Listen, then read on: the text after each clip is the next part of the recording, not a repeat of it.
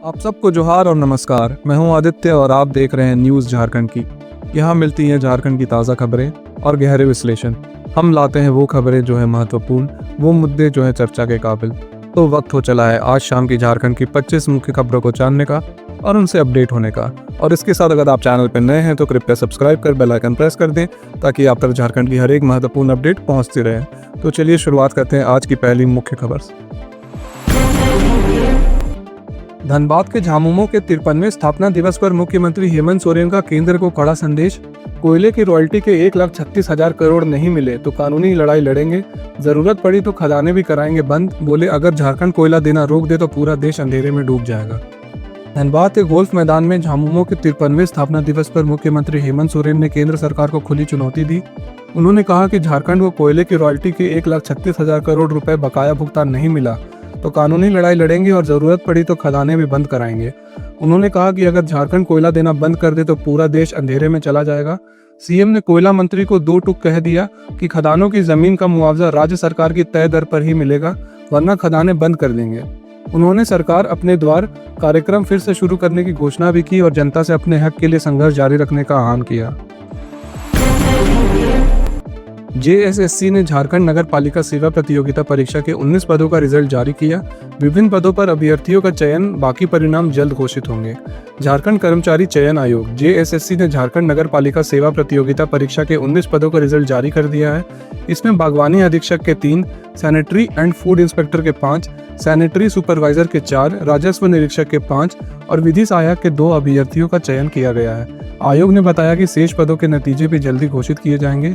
अभ्यर्थी अपना रिजल्ट आधिकारिक वेबसाइट पर देख सकते हैं। रांची राजभवन का खूबसूरत पार्क आम जनता के लिए 6 से 12 फरवरी तक खुलेगा। सुबह 10 से दोपहर 3 बजे तक मिलेगा प्रवेश, पहचान पत्र लाना होगा अनिवार्य।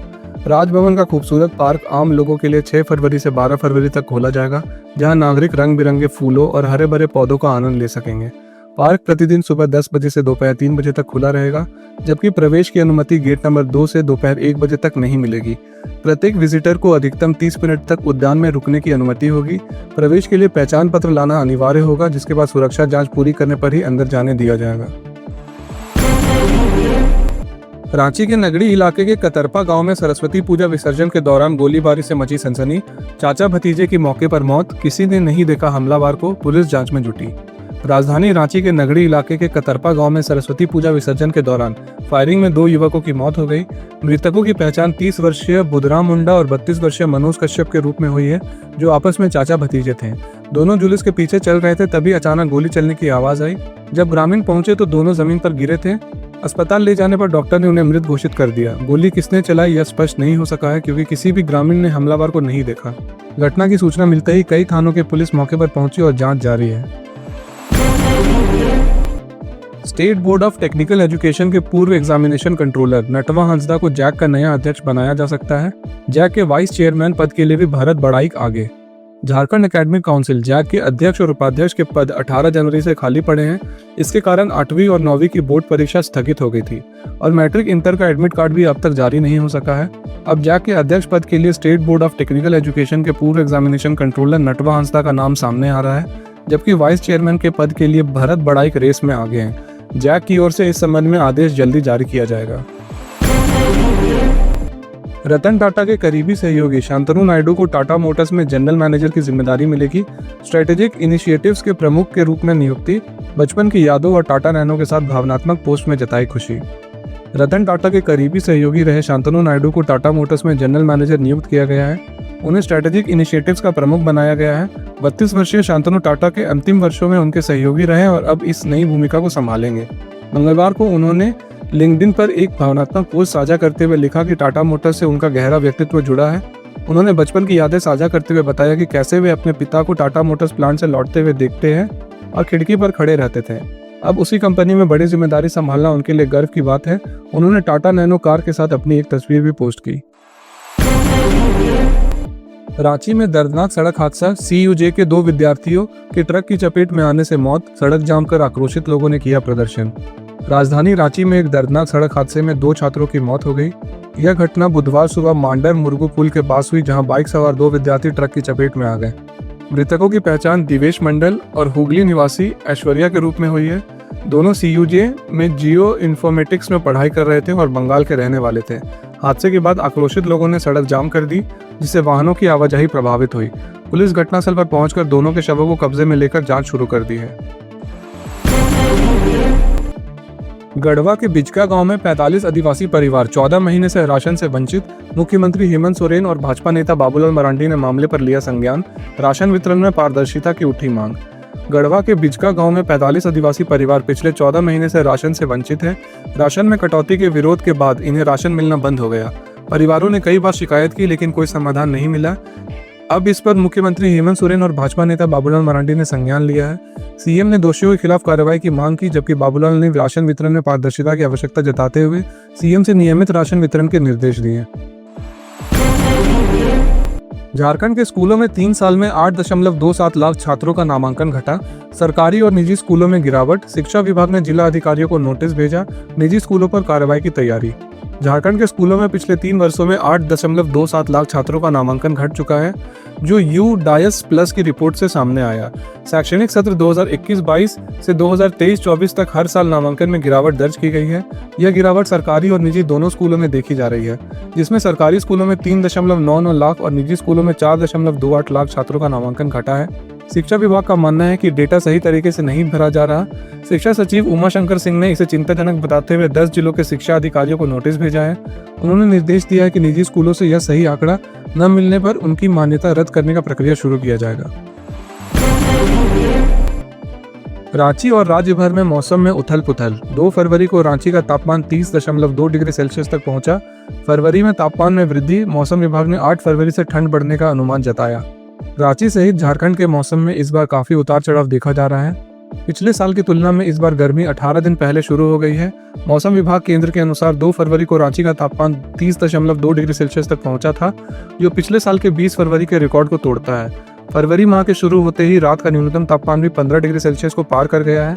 मौसम विभाग के मुताबिक 8 फरवरी के बाद तापमान में 3 से 5 डिग्री सेल्सियस तक कमी आ सकती है, जबकि सुबह और शाम में ठंड का असर बना रहेगा।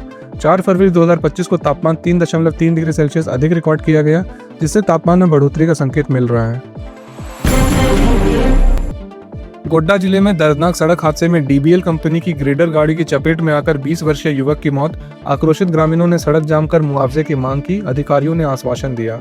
गोड्डा जिले के पेड़िया हाट थाना क्षेत्र में डीबीएल कंपनी की ग्रेडर गाड़ी की चपेट में आने से 20 वर्षीय अनिल महतो की मौत हो गई। अनिल मूर्ति विसर्जन के लिए जा रहा था, तभी पीछे से आई ग्रेडर गाड़ी ने उसे टक्कर मार दी। घटना के बाद आक्रोशित ग्रामीणों ने सड़क जाम कर मुआवजे की मांग की और कंपनी के एक डंपर को आग के हवाले कर दिया।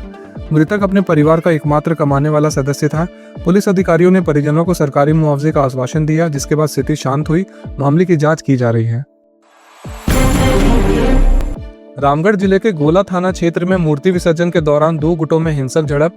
6 से ज्यादा लोग घायल, एक की हालत गंभीर। पुलिस ने स्थिति को नियंत्रित किया।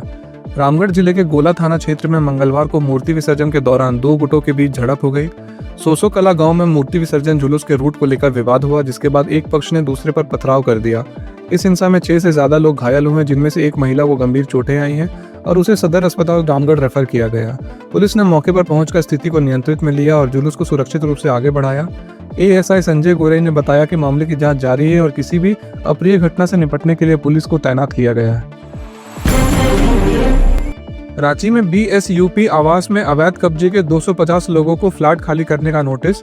राजनीति गरमाई, विरोध और आंदोलन की चेतावनी। रांची के सुखदेव नगर थाना क्षेत्र के खादगड़ा और मधुकम रुगड़ीगढ़ा स्थित बीएसयूपी आवास में अवैध रूप से रह रहे 250 लोगों को नगर निगम ने फ्लैट खाली करने का नोटिस जारी किया है, जिससे वहां हड़कंप मच गया है। नोटिस में कहा गया है कि 5 फरवरी तक फ्लैट खाली हो जाने चाहिए।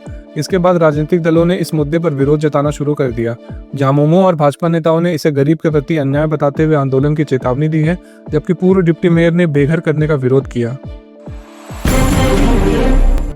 रेलवे ने कुछ ट्रेनों को रद्द किया। राजधानी एक्सप्रेस में अतिरिक्त वातानुकूलित कोच जोड़े। जानिए किन ट्रेनों पर असर पड़ा और किस तारीख से बदलाव होगा। रेलवे ने 6 फरवरी को संबलपुर जम्मू तवी एक्सप्रेस को रद्द करने की घोषणा की है, जबकि आंध्रा रेल मंडल में विकास कार्य के कारण 5 से 9 फरवरी तक खड़गपुर हटिया और हटिया टाटानगर एक्सप्रेस भी रद्द रहेंगी। इसके साथ ही नई दिल्ली राजधानी एक्सप्रेस में 5 फरवरी से अतिरिक्त वातानुकूलित प्रथम श्रेणी कोच जोड़े जाएंगे, ताकि यात्रियों को बेहतर सुविधा मिल सके। राज्य सरकार ने सरकारी कर्मचारियों के सोशल मीडिया इस्तेमाल के लिए नई गाइडलाइन जारी की। जानिए कौन से प्रतिबंध लगाए गए हैं और क्या नहीं किया जा सकेगा। राज्य सरकार ने मंगलवार को सरकारी कर्मचारियों के सोशल मीडिया इस्तेमाल को लेकर नई गाइडलाइन जारी की है। इसके तहत सरकारी कर्मचारी अब सोशल मीडिया का उपयोग नियमों और शर्तों के तहत ही कर सकेंगे। इस नए आदेश में राजनीतिक गतिविधियों में भागीदारी, सरकारी नीतियों का आलोचना और आपत्तिजनक पोस्ट करने पर प्रतिबंध लगाया गया है। कर्मचारियों को मर्यादित और सभ्य व्यवहार बनाए रखने की सलाह दी गई है। साथ ही किसी भी संवेदनशील या गोपनीय जानकारी को साझा करने से भी रोका गया है। गोड्डा जिले के पत्थरगामा थाना क्षेत्र में मूर्ति विसर्जन के दौरान ट्रैक्टर के अनियंत्रित होकर पलटने से 16 वर्षीय लड़के जेलर शाह की दर्दनाक मौत। पुलिस ने शुरू की जांच और ट्रैक्टर को जब्त किया। गोड्डा जिले के पत्थरगामा थाना क्षेत्र में केंदुआ में मूर्ति विसर्जन के दौरान एक ट्रैक्टर के अनियंत्रित होकर पलटने से 16 वर्षीय जेलर शाह की मौत हो गई। घटना उस समय हुई जब ट्रैक्टर बड़ा केंदुआ से मूर्ति विसर्जन के लिए जा रहा था और नहर के पास अचानक पलट गया।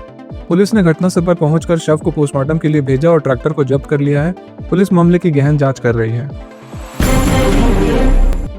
सीता सोरेन ने खुद के जेएमएम में जाने की अटकलों को खारिज करते हुए कहा, बीजेपी में मान सम्मान के बावजूद पार्टी छोड़ने का कोई इरादा नहीं। सीता सोरेन ने अपनी पार्टी छोड़ने की अफवाहों को नकारते हुए स्पष्ट किया कि वे फिलहाल बीजेपी छोड़ने का इरादा नहीं रखती हैं।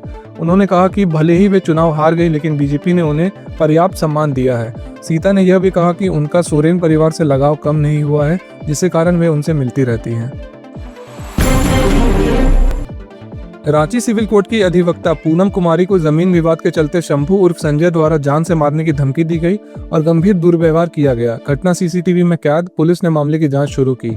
रांची के लोअर बाजार थाना क्षेत्र में जमीन विवाद को लेकर रांची सिविल कोर्ट की अधिवक्ता पूनम कुमारी पर शंभू उर्फ संजय ने जानलेवा हमला किया और जान से मारने की धमकी दी। सीसीटीवी में कैद हुई इस घटना के बाद पूनम कुमारी ने पुलिस में प्राथमिकी दर्ज कराई है। रांची सिविल कोर्ट के वकीलों ने इस घटना की कड़ी निंदा करते हुए आरोपियों की गिरफ्तारी की मांग की है। झारखंड में निजी संस्थानों और कंपनियों में काम कर रहे 85,621 कर्मियों को मिलता है 12,000 रुपए मासिक वेतन। श्रम विभाग के आंकड़े से खुलासा, अधिकांश कर्मियों को कम वेतन मिल रहा है। झारखंड के निजी संस्थानों और कंपनियों में काम कर रहे कुल 2,46,513 कर्मियों में से 85,621 कर्मियों को महीने में केवल 12,000 रुपए वेतन मिलता है। श्रम विभाग के अनुसार राज्य में निजी संस्थानों में काम कर रहे कर्मियों की संख्या में अधिकांश का वेतन 12 से 16,000 रुपए के बीच है, जबकि सिर्फ 7,277 कर्मियों को मासिक वेतन 35 से 40,000 रुपए मिलते हैं।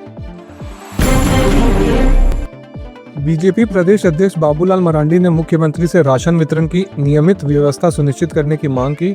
गढ़वा के आदिवासी परिवारों को 14 महीने से राशन बंद करने पर उठाई आवाज। बीजेपी के प्रदेश अध्यक्ष बाबूलाल मरांडी ने मुख्यमंत्री से सभी राशन कार्ड धारकों को नियमित रूप से राशन वितरण सुनिश्चित करने का आग्रह किया है। उन्होंने गढ़वा के बिजगा गांव में 45 आदिवासी परिवारों की दयनीय स्थिति पर हवाला देते हुए बताया कि पिछले 14 महीनों से इन परिवारों को राशन नहीं मिल रहा था और विरोध करने पर पूरी तरह से राशन बंद कर दिया गया। झारखंड कांग्रेस के सभी विधायक और मंत्री बुधवार को दिल्ली रवाना। प्रदेश अध्यक्ष के नेतृत्व में खड़गे और राहुल गांधी से करेंगे मुलाकात। राज्य के अहम मुद्दों पर होगी चर्चा। झारखंड कांग्रेस के सभी विधायक और मंत्री बुधवार को दिल्ली के लिए प्रस्थान करेंगे। प्रदेश कांग्रेस प्रवक्ता सोनाल शांति ने बताया कि यह दौरा प्रदेश अध्यक्ष केशव महतो कमलेश के नेतृत्व में होगा। गुरुवार को वे कांग्रेस अध्यक्ष मल्लिकार्जुन खड़गे और लोकसभा में विपक्ष के नेता राहुल गांधी से मुलाकात करेंगे, जहां झारखंड के प्रमुख मुद्दों पर चर्चा होगी। कांग्रेस आलाकमान और राज्य सरकार की योजनाओं की जानकारी दी जाएगी। यह बैठक नई सरकार के गठन के बाद विधायकों और नेतृत्व की पहली आधिकारिक मुलाकात होगी। इससे पहले हेमंत सोरेन के शपथ ग्रहण के दौरान राहुल गांधी रांची आए थे, लेकिन सभी विधायकों ने उनकी मुलाकात नहीं हो पाई थी। झारखंड पुलिस मुख्यालय ने आदेश का उल्लंघन करने पर एसएसपी और एसपी को 2 दिन में ट्रांसफर किए गए पुलिस कर्मियों को विरमित करने का आदेश दिया। झारखंड पुलिस मुख्यालय ने सभी जिले के एसएसपी, एसपी और इकाई प्रमुखों को एक बार फिर से आदेश जारी किया है। पुलिस मुख्यालय ने स्पष्ट किया है कि 2024 से लेकर अब तक ट्रांसफर हुए पुलिस पदाधिकारियों और कर्मियों को भौतिक रूप से विरमित करने के आदेश के बावजूद कई जिलों में इसे अनुपालन में लाने में नाकामी हो रही है। मुख्यालय ने एसएसपी और एसपी को निर्देश दिया है कि वो 2 दिन के भीतर सभी स्थानांतरित पुलिस कर्मियों को विरमित करें और अनुपालन प्रतिवेदन पुलिस मुख्यालय को प्रस्तुत करें। झारखंड हाईकोर्ट ने भूमि अधिग्रहण मामलों में राशि और ब्याज के बीच अंतर नहीं होने की बात कही। याचिका खारिज करते हुए सुप्रीम कोर्ट द्वारा पारित निर्णय के आधार पर गणना में त्रुटि को निरस्त किया। झारखंड हाईकोर्ट ने अपने एक महत्वपूर्ण फैसले में कहा कि भूमि अधिग्रहण के मामले में अवार्ड राशि और ब्याज राशि के बीच कोई अंतर नहीं है। कोर्ट ने यह फैसला संविधान के अनुच्छेद 227 के तहत भूमि अधिग्रहण निष्पादन मामले में ट्रायल कोर्ट द्वारा पारित आदेश रद्द करने के लिए दायर याचिका पर दिया। याचिकाकर्ता ने बताया था कि 1 मई 2023 से 31 अगस्त 2020 तक 15% ब्याज का भुगतान 3,27,765 रुपये होना था, लेकिन BCCL ने केवल 2,75,896 रुपये का ब्याज ही गणना की थी, जिससे कुल अवार्ड राशि में ब्याज का हिस्सा शामिल नहीं था। कोर्ट ने इस तर्क को अस्वीकार कर दिया और याचिका खारिज कर दी। बीजेपी प्रदेश अध्यक्ष बाबूलाल मरांडी ने सीएम हेमंत सोरेन पर सुप्रीम कोर्ट के निर्देशों का अवहेलना करने का आरोप लगाया। अनुराग गुप्ता को डीजीपी नियुक्त पर उठाए सवाल। बीजेपी के प्रदेश अध्यक्ष बाबूलाल मरांडी ने राज्य सरकार पर एक बार फिर हमला करते हुए सोशल मीडिया पोस्ट के माध्यम से आरोप लगाया कि मुख्यमंत्री हेमंत सोरेन ने सुप्रीम कोर्ट के निर्देशों की अवहेलना करते हुए अनुराग गुप्ता को डीजीपी नियुक्त किया है। उन्होंने कहा कि कदाचार में लिप्त अनुराग गुप्ता यूपीएससी की अनुशंसित सूची में नहीं थे, फिर भी उन्हें डीजीपी के पद पर नियुक्त किया गया है।